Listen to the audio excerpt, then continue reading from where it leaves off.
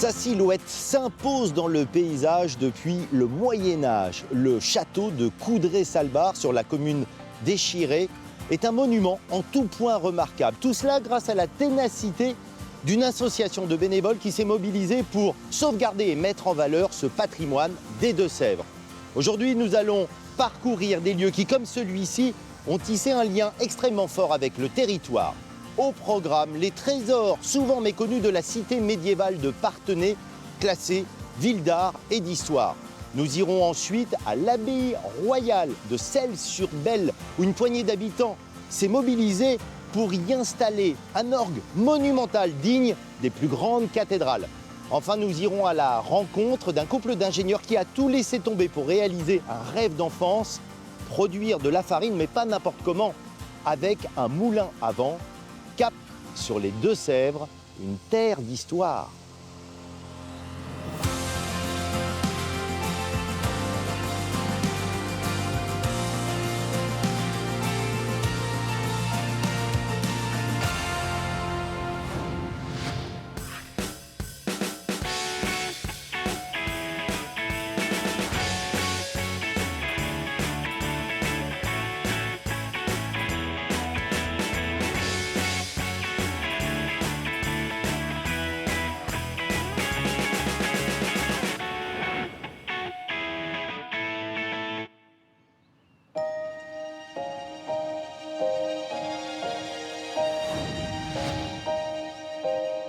La Gâtine-Poitevine, qui occupe le centre du département des Deux-Sèvres, est une région particulièrement vallonnée.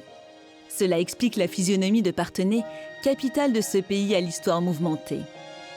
Bâtie sur une boucle du Thouet, un affluent de la Loire, la citadelle a dû épouser les contraintes du terrain pour s'en faire un allié.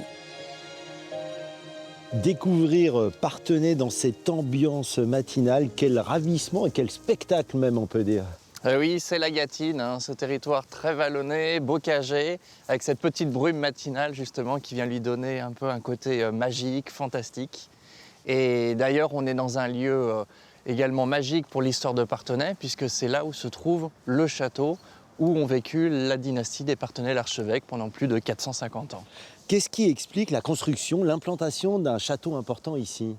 C'est tout simplement l'arrivée au XIIIe siècle des Plantagenets, les rois d'Angleterre. En effet, le roi Jean Santerre, le fils de Henri II et de Aliénor d'Aquitaine, va venir ici même à Parthenay pour en faire sa base arrière pour ses campagnes militaires dans le Poitou. Et il va verser de grosses sommes d'argent pour fortifier la ville et construire le château dans lequel nous nous trouvons. Il ne reste plus grand-chose du château originel aujourd'hui, mais on voit bien qu'il a été imposant. Il faut imaginer qu'autrefois, c'est un véritable verrou stratégique au cœur du Poitou et qui permettait justement à la dynastie des Parthenay-l'Archevêque d'assurer leur autorité et donc de favoriser le commerce ici même sur la Gâtine.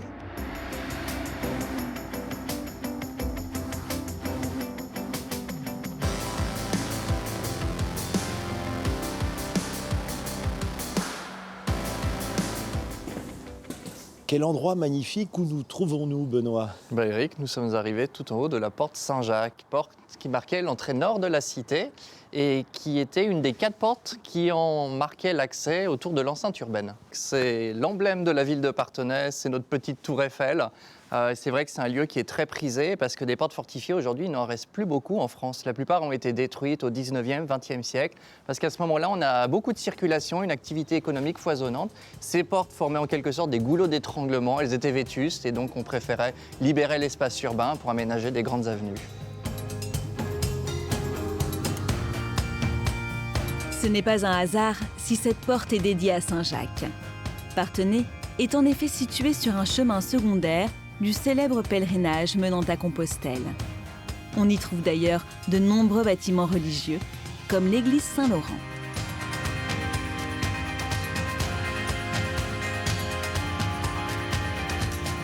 On a le plaisir de découvrir dans cette église un décor peint merveilleux. Il faut savoir qu'au Moyen-Âge, les églises étaient entièrement peintes, aussi bien à l'intérieur qu'à l'extérieur. Et ici, dans le cœur de l'église, on a le plaisir de découvrir des couleurs très chatoyantes, puisque en fait, cette partie-ci a fait l'objet d'un important programme de restauration. En effet, il y a eu un incendie qui a malheureusement abîmé ce bâtiment il y a quelques années. Et donc, il faut savoir qu'il y a encore 5 ans, tout ce décor qu'on découvre aujourd'hui n'existait pas sous nos yeux. 80% de certaines peintures étaient totalement complètement détérioré. Et grâce justement au travail des différents peintres qui se sont succédés, on a pu redécouvrir justement certaines œuvres. Et il faut savoir que le programme de restauration a impliqué l'intérieur du bâtiment, mais également les extérieurs. Et alors en extérieur, il y a ce clocher qui est un motif de fierté quand même pour la ville. Ah bah oui, et pas qu'un peu, puisque c'est le plus haut clocher du département des Deux-Sèvres. Cette flèche, justement, est un peu un marqueur dans le paysage urbain et un peu dans la campagne environnante, puisque quand on se promène sur les hauteurs de la Gâtine, on peut l'apercevoir entre différentes haies bocagères.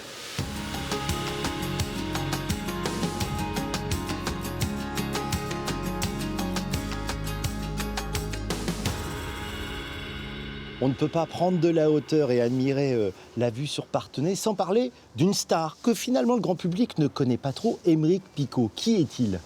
C'était un moine qui a vécu ici au XIIe siècle, dans le prieuré de Saint-Pierre à Parthenay-le-Vieux.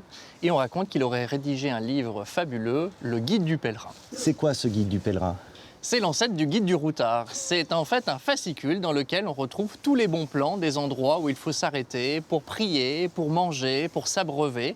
Et on y découvre également un paysage en fait de la population qu'il y avait au Moyen-Âge à cette époque-là. C'est un texte manuscrit, écrit donc au XIIe siècle, conservé dans la cathédrale de Compostelle en Espagne. Qu'est-ce qu'il dit sur les peuples qu'il a traversés ?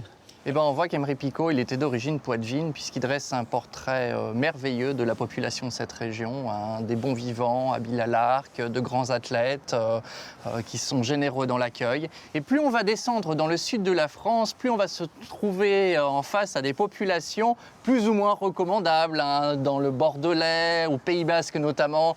Ce sont des personnes qui boivent beaucoup, qui ne sont pas des personnes forcément très recommandables. Voilà, c'est très truculent à lire.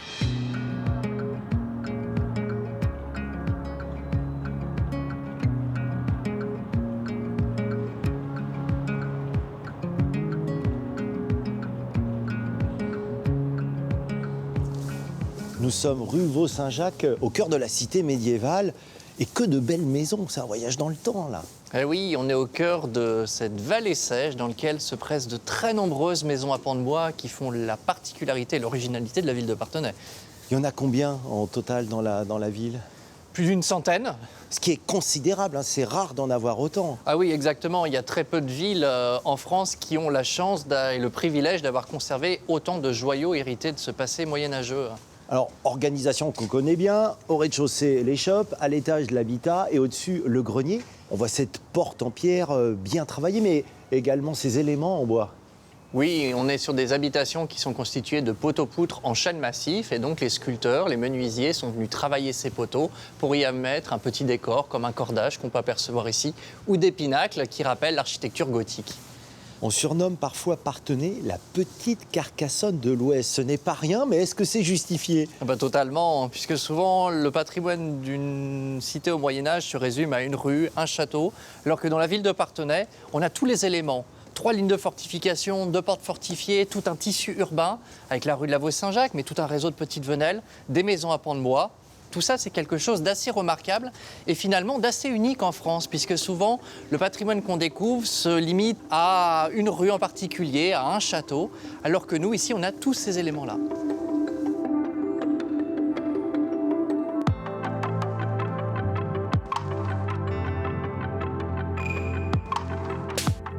Nous partons maintenant à 50 km au sud, à Celles-sur-Belle.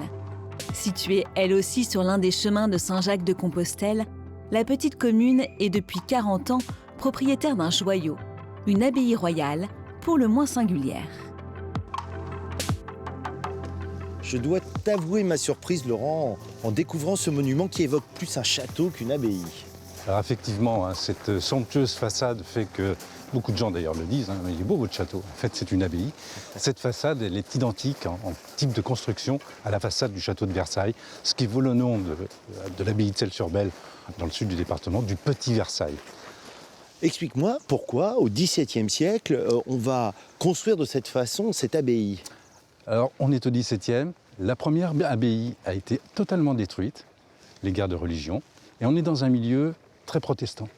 Donc il faut réinstaurer le culte catholique sur ce territoire. Et la famille La Rochefoucauld qui lance le projet et ils veulent quelque chose d'imposant. C'est le cas, mais peut-être trop imposant puisque les moyens n'ont pas suffi pour réaliser la totalité du bâtiment prévu. Et donc, ils avaient même imaginé ces jardins à la française, alors qui sont dignes de Versailles, là encore. J'irais même plus loin, ils avaient imaginé des jardins à la française qui allaient sur toute la propriété de l'abbaye. En tout cas, c'est un bâtiment qui raconte quand même une riche histoire.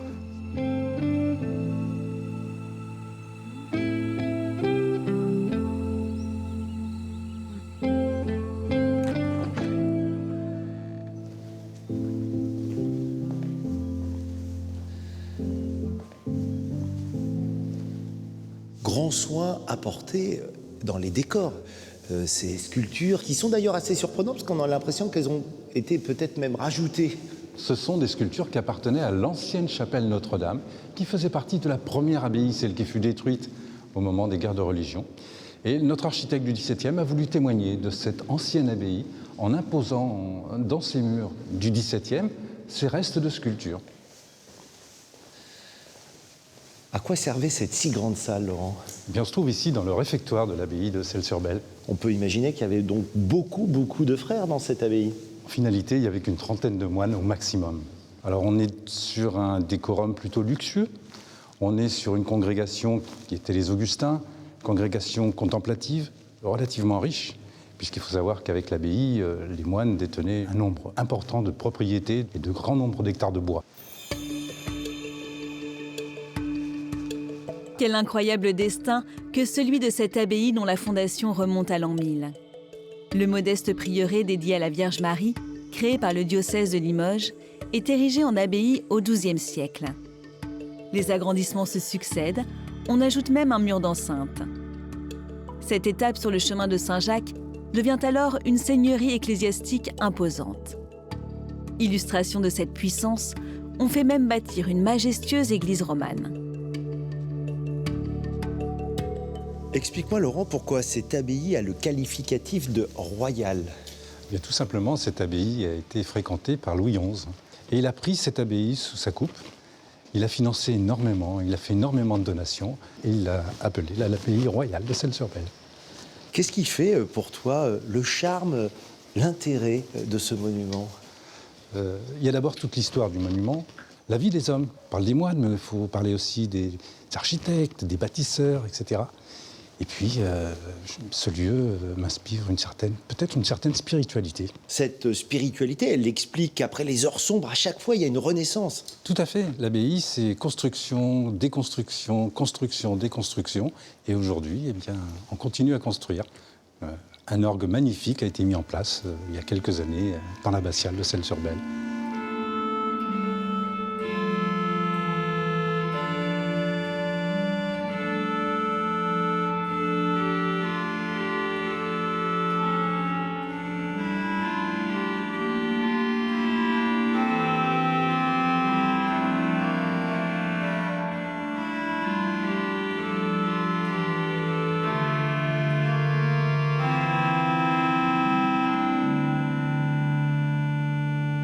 Pierre, j'aperçois deux musiciens là-haut devant cet orgue, mais j'ai l'impression qu'il y en a un qui est très jeune.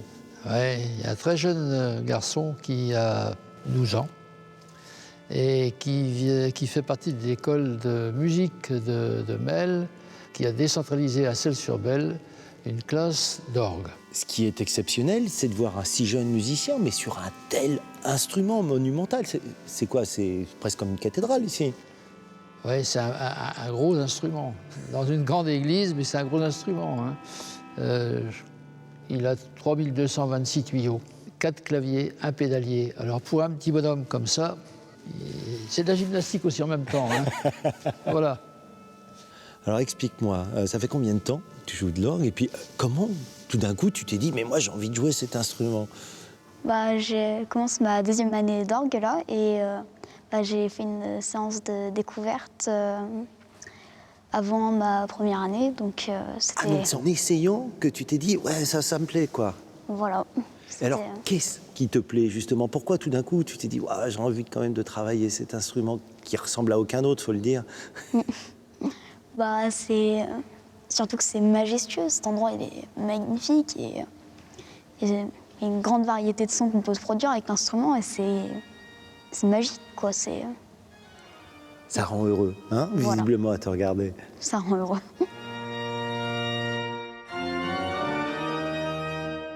Sans la ténacité de l'Association des Amis de l'Orgue européen de Celles-sur-Belle, créée en 2005 par Pierre Archimbaud, l'abbatiale n'aurait jamais retrouvé un tel orgue 200 ans après la destruction de l'instrument d'origine. Ensemble, ils vont déplacer des montagnes, trouver les financements, convaincre Olivier Chevron, l'un des meilleurs facteurs d'orgue en Europe. Il aura fallu 3 ans de travaux pour fabriquer l'incroyable machinerie. Fondre le plomb et l'étain, couler les tuyaux, les arrondir, les souder, mais aussi travailler le bois pour la console, le sommier, installer la soufflerie. Des réglages au millimètre pour un colosse qui fera au final plus de 13 tonnes. Ils ont mis 1 an et demi pour le monter, plus... Tant que ça. Ah oui, plus l'harmonisation des tuyaux, qui a mis 6 mois pour accorder les 3226 tuyaux avec tous les jeux. C'est phénoménal. Parce qu'il faut bien comprendre que cet orgue, il est sur mesure pour cet endroit. Absolument, absolument. Il est unique, a été fait donc. sur mesure.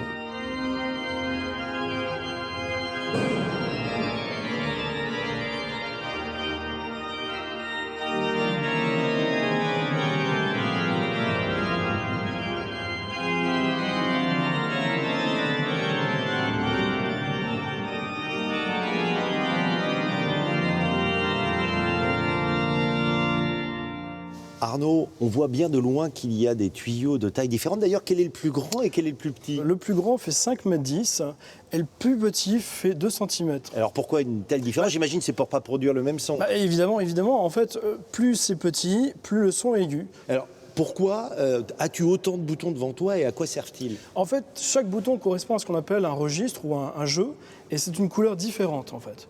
Une couleur différente, donc on a des flûtes douces de 8 pieds. C'est très très doux. Et alors, on a ce qu'on appelle des chamades. C'est des jeux d'anches. Et donc là, voilà. Donc on a plein de palettes différentes. Et tout ça, c'est des mélanges. Et on peut s'amuser à cuisiner, à changer les couleurs. Est-ce qu'on peut dire que tu as en fait un orchestre devant toi à disposition? Écoute, oui, en fait, oui. Bon, là, je vais improviser une petite partie. Alors, j'ai préenregistré tous ces tirages de jeu. Donc j'appuie voilà, sur ce bouton-là, et là, je peux y aller.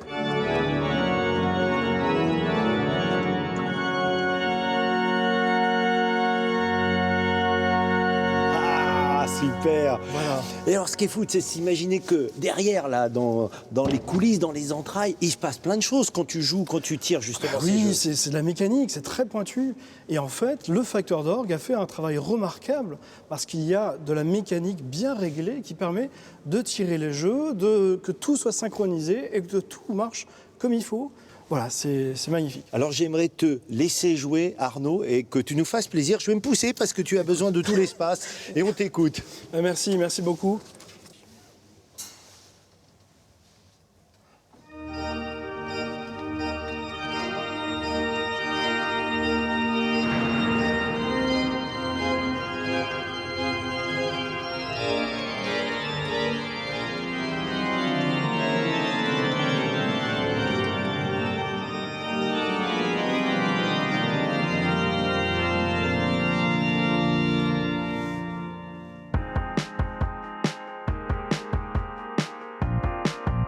Pour notre dernière étape, nous prenons la direction du village de Vernoux-en-Gâtine.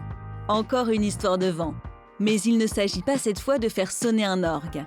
Au moulin du chêne, on fait tourner les ailes pour moudre le blé. Salut Franck. Salut Eric. Qu'est-ce que tu es en train de faire? Tu vois, actuellement, je suis en train de tourner le toit du moulin pour le mettre en face du vent. Et ça pèse combien, ça? Et le toit, lui, à lui seul, c'est une dizaine de tonnes. Ce qui prouve quand même que c'est très bien pensé, parce qu'un seul homme arrive à faire tourner 10 tonnes. Exactement. C'est un bras de levier extraordinaire. Alors d'ailleurs, il a été construit quand? Alors ce moulin, il a été construit à la fin du XVIIe siècle, en 1690. Il a eu une première vie, de 1690 à 1910, il a produit. Et à partir de 1910, il s'est arrêté. Et alors, pourquoi aujourd'hui et comment surtout il a repris vie? Et il a repris vie grâce à une bande de copains et une association. Ils ont mis tout en œuvre pour le remettre comme il était en 1910.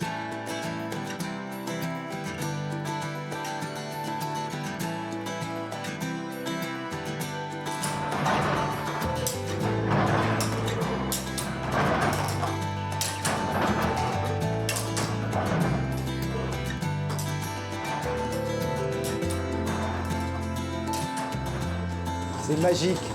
Ça y est, les ailes se sont mises à tourner dehors et là, tout le mécanisme avec les crissements, les bruits, c'est phénoménal quand même l'ambiance qu'il y a ici. La prochaine étape, Là, c'est quoi? La prochaine étape, pour nous, ça va être de faire monter le grain. Utiliser le vent, c'est quand même un savoir-faire. À l'origine, c'était des voiles au lieu des lames de bois. Et on joue avec l'ouverture de voile, donc un peu comme un marin, on peut faire le parallèle. On a presque l'impression que ce moulin, il parle. Oui, on en découvre toujours des bruits forts, mais effectivement, il parle, on pourrait dire qu'il communique, il grince, etc. Il fait un certain nombre de bruits. Il y a des bruits qui sont normaux, il peut y avoir des bruits anormaux. Et alors ça, c'est quoi comme blé? C'est un blé tendre, hein, le blé à pain. Donc ça part comme ça. Ça part comme ça, trié par l'agriculteur, et puis maintenant, on alimente le réservoir. Voilà.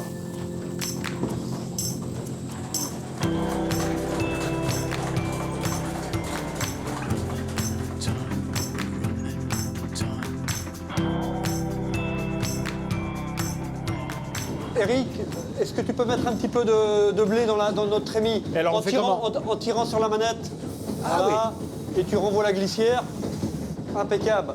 Maintenant, je vais régler l'auger, c'est-à-dire la quantité de grain qui va tomber entre les meules.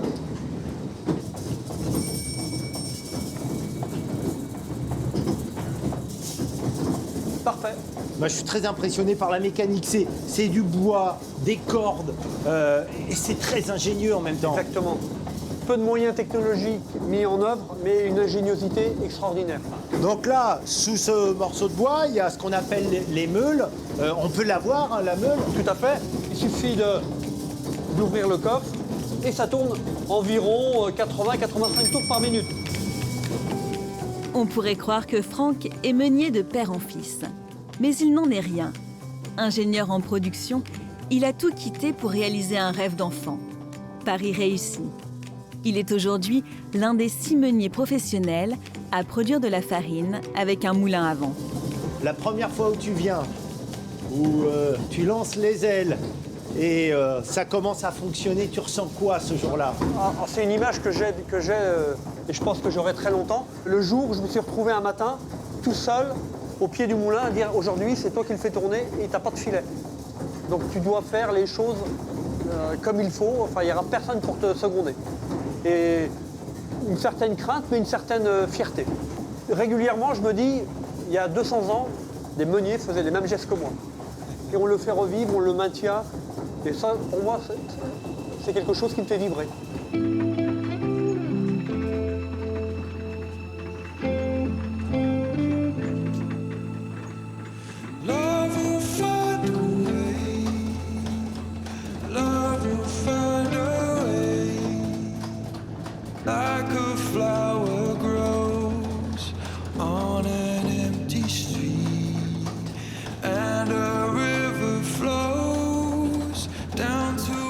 Explique-moi, Franck, la différence entre cette farine et celle qui est produite industriellement. Alors, celle-ci, elle est écrasée naturellement, c'est-à-dire qu'on n'y ajoute aucun additif. On parle de farine pure. Le mot veut bien dire ce qu'il veut dire. Farine pure. Voilà.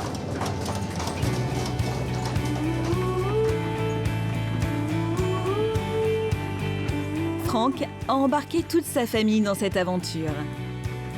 Estelle, sa femme, s'occupe de la commercialisation. Elle privilégie le circuit court. Gâteaux, pâtes, pain, les produits fabriqués avec la farine du moulin ont le goût de l'authenticité. Qu'est-ce que vous retirez principalement, vous, de cette aventure? Que vivez-vous grâce à ce moulin? On réutilise un outil d'autrefois. Et ça c'est une grande fierté. C'est très important pour moi et je pense pour la famille.